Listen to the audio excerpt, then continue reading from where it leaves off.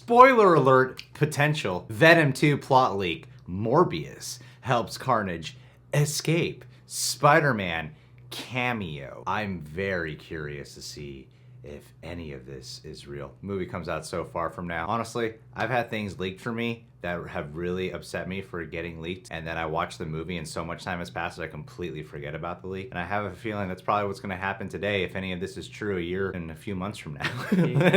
Pile on that speculation until it all blurs together. And honestly, if Morbius is in this movie, it's probably going to be in the Venom trailer.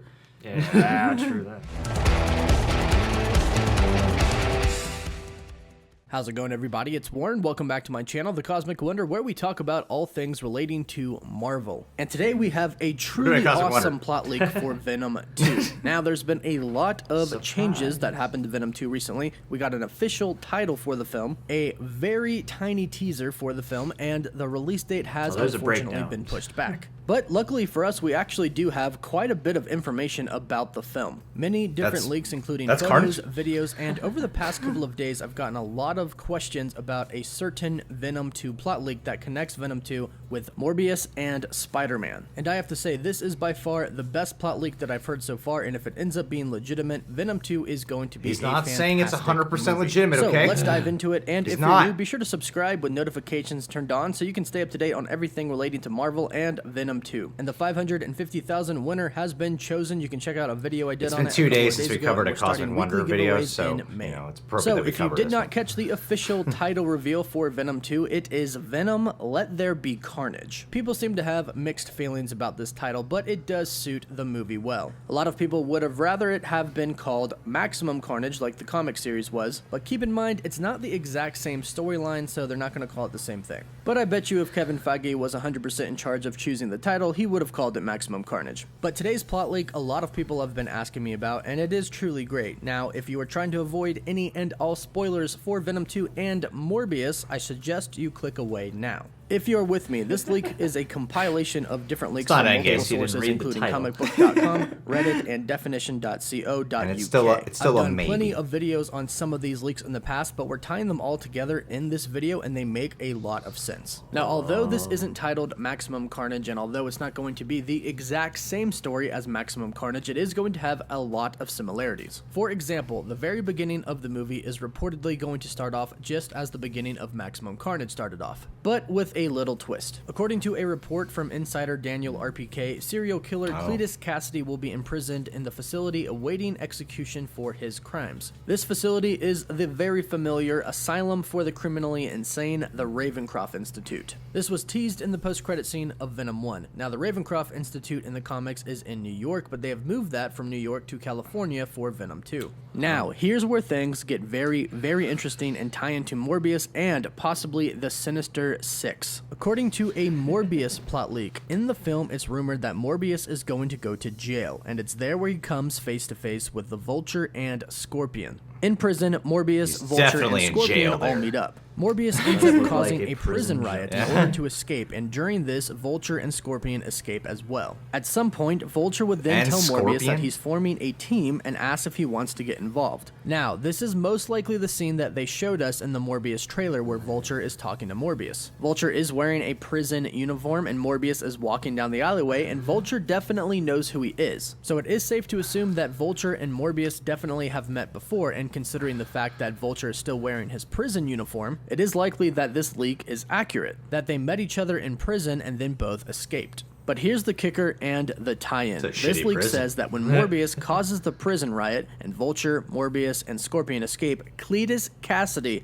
also escapes. That's right, according to this leak, Kletus Casady is going to be in the same prison as Vulture, Scorpion, and Morbius. Now this is awesome news, but doesn't come as that big of a surprise because we know that all of these movies, Venom, Venom 2, Morbius, and upcoming Spider-Verse films are going to link together because Sony does have their own Spider-Verse. So the fact that they're crossing over is definitely awesome, but is expected. Now, Shriek has been confirmed for the movie as well, and it has been confirmed that she is going to be be played by Naomi Harris. And just like in Maximum Carnage, Shriek is in the prison with Kletus Casady and manages to escape with him and follows him. Now here's where things get very interesting and really crazy. Kletus is going to escape from the prison and Eddie Brock is going to hunt him down. But during this time, Kletus Casady somehow gets infected with the Carnage symbiote, which is a spawn of Venom. We then learn that Riot is still alive, and Carnage and Riot end up connecting with each other and they help infect Shriek. Now this is going to be a little bit different from the comics, because in the comics, Shriek doesn't actually wear a symbiote. She actually has mutant abilities and is able to manipulate sound. Now in Maximum Carnage, she breaks out of the prison with Kletus Casady and then she follows Carnage on a killing spree. Along their path of their killing spree, Carnage and Shriek end up gaining a lot of followers who would like to kill as well. And they all end up looking at Carnage and Shriek as their mother and father. Well, that appears to be happening in Venom Let There Be Carnage as well. The leak goes on to say that Cassidy's insanity begins to infect the Carnage symbiote and it slowly becomes just as twisted as he is. Riot ends up alerting the other symbiotes on his home planet that there are people on Earth to feed upon. They arrive on Earth, but due to Carnage now being corrupted, it becomes cannibalistic and he begins to attack the other symbiotes and feed upon them. This is similar to how Riot absorbed Venom in the first film, and it's apparently what we will see when the symbiotes reach Earth in Venom 2.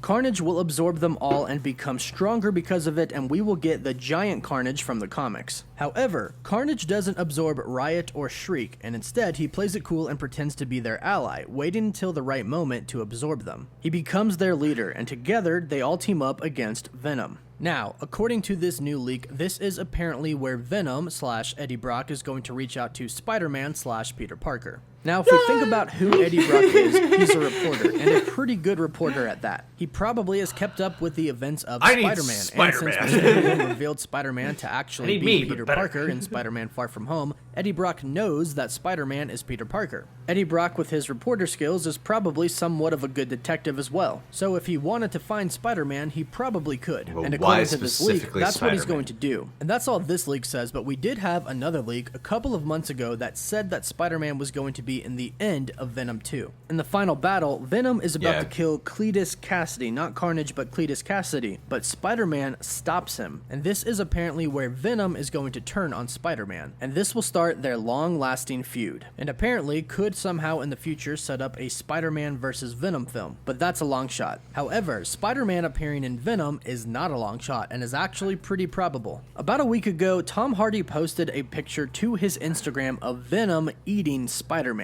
He basically bit him in half, but he deleted the photo about a minute after it was out. Now, this isn't uncommon for Tom Hardy to do, especially when it comes to Venom 2. He's actually posted and deleted photos pretty much instantly a few times when it comes to Venom 2. However, just a few days ago when we got the Venom 2 official title and teaser, he did it again. So he posted and deleted the photo. What if he's saying that they kill Spider-Man in the movie? And of course, we all think it means something. And then you have to consider the fact that Sony wanted Tom Holland's Spider-Man to appear in the first Venom film. However, Marvel said no. They didn't want people to confuse the Marvel Cinematic Universe with the Spider-Verse that Sony has. However, it looks like Spider-Man, just Spider-Man and all of the Spider-Man characters in the MCU are going to bleed over into Sony's Spider-Verse. And the thing about Tom Hardy posting and then deleting photos is that they've actually all meant something in the past. Tom Hardy once posted a photo of a very crucial location and teased what to expect in the film. In the photo, you could see a crest that said St. Estes Orphans, which also read Home for Unwanted Children.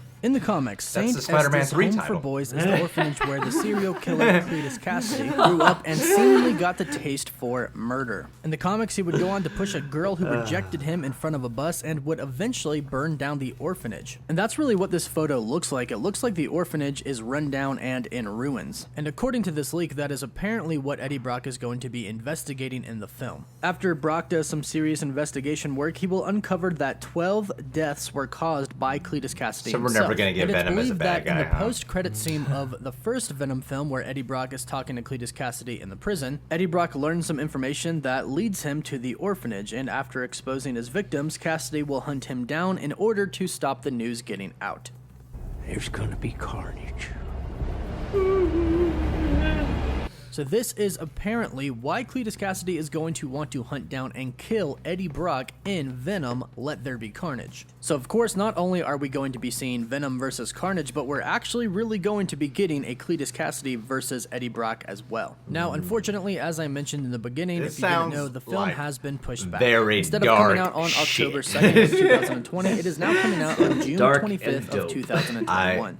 Now, what's really interesting is that Morbius was originally scheduled to be released on July 31st of 2020. However, this movie got pushed back as well and is now coming out on March 19th of 2021. This keeps it ahead of Venom. So, if this leak is true and Morbius, Vulture, and Scorpion are the ones that help Kletus Casady break out of prison, this all still lines up, which means that it could very well be true and would be the perfect way to tie the movies together. And it also means that the Sinister 6 is coming. But let me know what you think about just not with the majority of the members you would probably want in the Sinister Six. Give the video a like and subscribe. With the ones that have proven most marketable that is happening with Venom 2 and of course all things Marvel. For live updates on news, you can follow me on Twitter. And as always, thank you all so much for watching. Meow. Okay, so granted, the sources that Warren is pulling from in this video are some sources, especially like Daniel RPK, who has reported on certain things that have actually come true in the past. We always gotta take this with a grain of salt. That being said, let's roll with it as if this is real. Now, before we roll with it, I also want to say, I feel like 50% of this Spider-Man stuff is not going to happen in the movie. No. I don't see them using Spider-Man that heavily infused in the plot before Spider-Man 3 comes out. I could still see a cameo, I could still see a post-credit scene, I could still see something. Being that integral, like, oh, Carnage is on the loose. He's got this like cult going. We need to stop him. He's a giant Carnage now. And then Venom hunts down Spider-Man and like, I need your help. I just don't see that happening. I mean, if they do, fine, whatever. I don't buy it. But Peter would be across the freaking country too. Yeah, and he would have to leave there. Like, it would take way too much time. I doubt the last place that Peter Parker's gonna do is go, oh, I need to leave the biggest city in the world. I'm gonna go to California. One of the other biggest cities. I mean, sure, Venom could travel fast and everything, but I feel like it's a little too much. But there's other things based off of like certain photos, the fact that they're calling this Let There Be Carnage, I could see a lot of this actually playing out. All that stuff with Morbius breaking out of prison and countering Vulture. When you look at the trailer, it just seems like that's a really high possibility. I think it would be pretty cool though if in Morbius, they do have that breakout scene. Maybe you do see like Kletus Casady in the background where he has like a brief moment, but you don't really see him break out. And then in Venom 2, you do the perspective of the breakout from Kletus's perspective. I think that would be a really neat way to tie in your like cinematic universe. That would be cool. Yeah. Yeah, that's a great idea. So that way it's like, okay, Morbius only focuses on Vulture and Scorpion, which by the way, I hope Michael Mando does get a chance to do his Scorpion portrayal truly. If you've seen his work on Better Call Saul, you're gonna be missing out on something very special, both Sony and Marvel, if you don't utilize Michael Mando's talents as Scorpion. You see that breakout, and then you go into Venom 2 where you see it from like, oh, but actually this was also happening. I think that'd be a fun little nugget to infuse. And all this stuff with Shriek, it's making me kind of flash to Woody Harrelson days of like Natural Born Killers, because they sound like a bunch of crazy psychopaths. They're lovers, and then they start gaining a popular following along the way. That sounds really cool. It's really making me wish this movie was R-rated. Well, the whole prospect of having the Carnage, it's funny, this is like the bigger, bulkier version of the argument we had the first time, which is like, Venom's a pretty R-rated character, and then you look at Carnage, and you're like, Carnage is about being R-rated, is about violence and grit and gore and nastiness. It does make me wonder about how they're gonna handle that edge, at least. I've seen a lot of PG-13 movies lately be able to at least encroach upon the intensity level, even if they're not showing the literal carnage. So, you know, here's hoping, I guess. But I really like the idea, and it kind of goes to something I've been thinking of, which is, A, it's a really bad idea, as per all these comic book properties, to keep all your high-powered villains in one place. Just seems like a pork.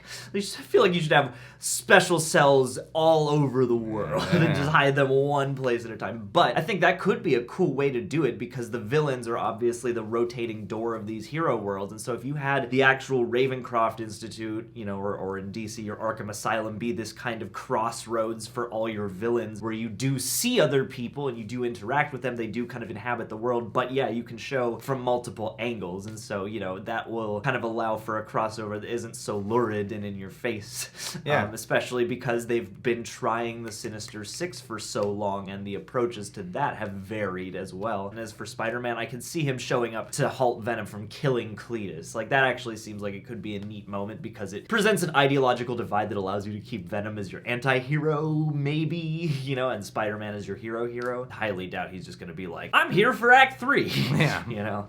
I mean, that'd be the same usage that they kind of used him for in Civil War to a certain extent. Yeah. The idea that you have a serial killer couple potentially burning down an orphanage. Like with Venom 1, I could see how they got away with it. Like, you minimize the blood, and at the end of the day, it's Venom versus Riot. So you don't have to be all crazy violent about it. But when you're setting up Kletus Casady, especially before he gets infected with the symbiote, he's already doing some pretty sadistic things. I think you need a little bit of an R-rated edge, but, you know, we'll see. They're definitely not going to do it. But we need but to I be would able like to, it. to hate them both solidly, and also enough to make it so that when Kletus is infecting Carnage, which I think is a really cool concept, that reads as believable too. Like, we have to believe that his villainy and evilness and derangedness rivals that of Carnage, or maybe even usurps it. And I think if there is some of that cultish element to it, really giving rise to Kletus Casady in here, I like the idea of calling it Let There Be Carnage even more. Before, that sounded like kind of fun and a bit of a tagline title to slap on there. But when you say Let There Be Carnage,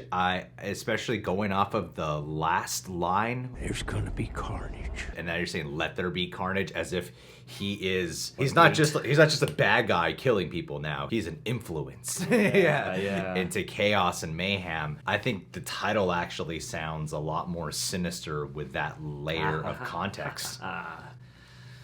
6 or 7. Yeah, guys, you gotta take it all with a grain of salt. As of now, I mean, this all sounds cool. With Venom, there's certain movies where I'm a little bit more lenient on. I don't mind reading up on some possible leaks. You know, there's other films, like I wouldn't watch the Black Widow one. No, It's just weird because that's a prequel, so you're like, what's the big deal? Yeah. But I'm like, I saw the first Venom movie. That was a really fun riot. But I'm like, I don't really care. This all seems like they're just trying to set up a bunch of stuff. It's probably gonna be a lot of cheesy fun. I'm not too dismayed by the idea of getting some stuff spoiled for me. So they've established themselves as a franchise with some level of gravitas. I think just speculation is fun. Yeah, and also we won't be getting a real trailer for a while, or the actual movie for a while, so might as well dive into some of this stuff until the pandemic has really slowed down. Guys, subscribe to Cosmic Wonder, subscribe to The Real Rejects if you haven't done so already. What do you think about the idea of this being the actual way the movie unfolds? Are they doing way too much? Does it sound cool? Do you want it to be R-rated? Last but not least, Rosa Parra, how you doing? Beautiful, the Lady Stark of our channel. Rosa Parra, I'm so proud of you. She has a really hard job. She works at a hospital, especially during this time where it's really dangerous. She's seen a lot of things up close and personal. She's still staying healthy, still doing a job that I would never dare to do at this time. Thank you so much for being brave and for being a strong, supportive mother as well. And on top of all that, she is part of the HCA now, which is the Hollywood Critics Association, and she is launching her baby. She's throwing one of her children into the sky. It's a really... You're going to want to see that. Really sadistic act that she's doing, man. And the more you super chat, the higher she'll reach. She's launching her podcast in June, Latinx Lens. This is a major, major passion project of hers. Film is one of her biggest passions in the world, and she is going full force with it and is already making strides further than so many people I know. So Rosa Parra, bet your ass I'm going to be supporting that podcast. Have us on if you'd like. I would love to be on it. Be safe out there. Say hi to your children for us. And take care. Say hi to your children for me.